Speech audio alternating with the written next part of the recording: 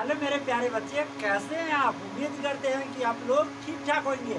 आज के इस लेक्चर फर्स्ट में हम लोग क्लास 10th का इम्पोर्टेंट चैप्टर लेकर आ गए जो अर्थमेटिक का चैप्टर है, मतलब अंक गणित के बारे में पढ़ेंगे। और ये चैप्टर का नाम है समांतर श्रेणी। और इस श्रेणी का मतलब श्रेणी होता है, श्रेणी का मतलब एक सीरीज में, और समांतर का मतलब जिसका समान अंतर हो, उसके इक्वल में उसका डिफरेंस मालूम पड़ जाए तो उसे हम लोग समांतर बोलते हैं। इसे इंग्लिश में बोलते हैं अर्थमेटिक्स। मतलब समांतर वाली चैप्टर में हम लोग अंकों के बारे में अध्ययन करेंगे, ठीक है। और प्रोग्रेशन का मतलब होता है एक सीरीज में, एक श्रृंखला में।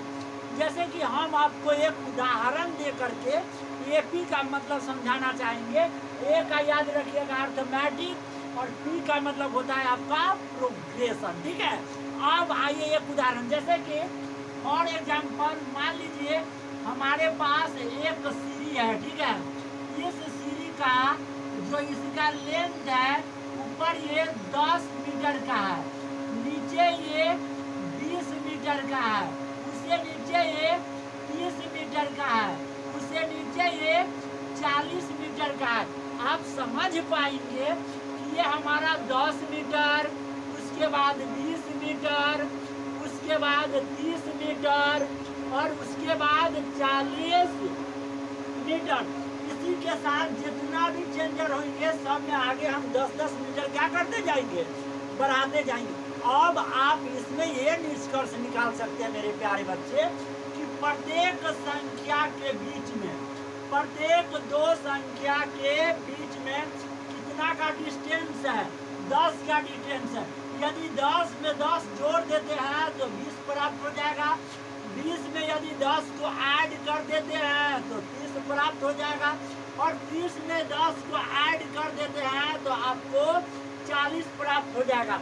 एपी का सही मतलब यही हुआ कि जब दो संख्याओं का बीच का अंतर समान हो जाए ना, मतलब 10, 10, 10, 10, तो हम लोग ये बोलेंगे कि यह एपी में होगा, ठीक है। याद रखिएगा, इसको हम लोग मान लीजिए कि इसका हम लोग दूसरा पद बोलते हैं, ठीक है। कौन सी पद?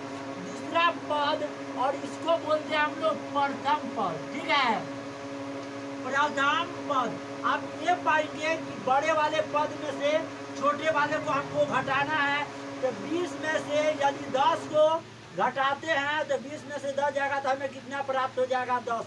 आप ये पाएंगे कि हमारा पहले वाला पद और पूर्वज पद के बीच का अंतर कितना है, 10 है। सब में बीच का अंतर कितना है, 10 है। तो हम लोग बोलेंगे कि ये जो संख्या है यह एक एपी में है। उसके बाद हम कुछ चर्चा करेंगे, जैसे कि आपका 10 है, 20 है, 30 है, 40 है, 50 है, 60 है, डॉट डॉट डॉट इन्फिनिटी तक ले। आप पाएंगे कि प्रत्येक संख्या का बीच का जो डिफरेंट है, कॉमन डिफरेंट है, वह कितना है, 10 है। याद रखिएगा, पहला वाला पद को प्रथम पद कहा जाता है। कौन पद? प्रथम पद। प्रथम को इंग्लिश में फर्स्ट बोला जाता है और पद को इंग्लिश में टर्म्स कहते हैं। तो मेरे प्यारे बच्चे, पहला पद का संकेत टर्म्स का पहला टी उठा लेते हैं, और एक नंबर पे है तो एक, इसका नाम पड़ जाता है T1। इसका नाम हो जाएगा 2 नंबर होने के कारण T2। इसका नाम हो जाएगा तीसरा पद, अर्थात T3 का मान। चौथा पे जाएंगे तो हो जाएगा T4 का मान। इसी प्रकार डॉट डॉट आगे की ओर बढ़ते जाएंगे। लास्ट में आपका कोई ऐसा वैल्यू मिलेगा जो आपको एन नंबर पे होगा। कितना नंबर पे? एन का मतलब एनी नंबर, कोई भी संख्या एन के जगह हो सकता है। तब लास्ट में हम लोग बोल देंगे टी, और जो नंबर जो बारी बारी से डाले उसके जगह डाल देंगे एन, मतलब टीएन हमें प्राप्त हो जाएगा। इसके बाद कुछ टॉपिक में हम और बात करेंगे, जैसे एक फार्मूला निकालना चाहेंगे।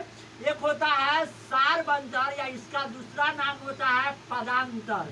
सारबंतर या पदांतर, इसे हम लोग कॉमन डिफरेंट या डायरेक्ट डिफरेंट कहा जाता है।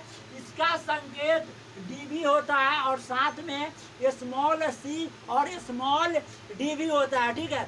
इसका फॉर्मूला कॉमन डिफरेंट क्या होता है, सार्व अंतर, सभी के बीच का अंतर समान होना चाहिए। तो ये जो 10 जो बीच का अंतर आ रहा है यही आपका सार्व अंतर है। तो इसके बनाने का तरीका ये होता है कि दूसरा पद में से आपको पहला पद को घटाना है। ये आपका सार्व अंतर का फॉर्मूला निकल के आ गया, डी बराबर T2 माइनस में T1। यदि मान लीजिए यह सीरीज का, इस श्रृंखला श्रेणी प्रोग्रेशन का आपको निकालना है सार्व अंतर का मान, तो आप क्या कर पाएंगे, तो क्या करेंगे, हेलो, दूसरा पद आपका कितना है, 20 है तो 20 लिख देंगे, और पहला पद आपका कितना है 10, तो 10 लिख देंगे। 20 में से 10 को घटाएंगे तो हमारे पास 10 प्राप्त हो गया। ये जो 10 आ गया ये आपका सार्व अंतर का वैल्यू प्राप्त हो गया। तो आज के क्लास में मेरे प्यारे बच्चे जी क्या क्या सीखे हैं, एपी क्या होता है, एपी कौन हो संख्या एपी में होगा, कौन संख्या एपी में नहीं होगा। उसके बाद हम लोग पद को पहचानना सीखे हैं कि प्रथम पद क्या होता है, दूसरा पद क्या होता है और तीसरा पद क्या होता है। उसके बाद अगला टॉपिक पढ़े थे सार्व अंतर या पदांतर क्या होता है। बाकी इसी के साथ नेक्स्ट टॉपिक में हम लोग बहुत सारे बात करेंगे कि एपी के पद कैसे लिखते हैं, प्रथम पद कैसे ज्ञात किया जाता है, सार्व अंतर में यदि प्रथम पद जोड़ देते हैं तो अगला पद कैसे ज्ञात होगा, सारी चीज के बारे में चर्चा करेंगे। बाकी for the rest all the best, you again meet you next class, thank you very much, love you.